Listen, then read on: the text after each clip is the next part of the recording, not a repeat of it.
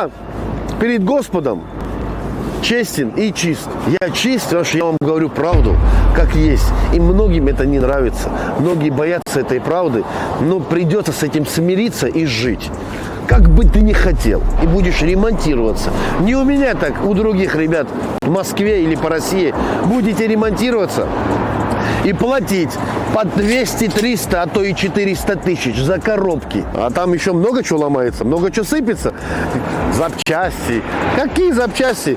Сколько вы ждете у дилеров, столько же у меня доставка. Они также все заказывают.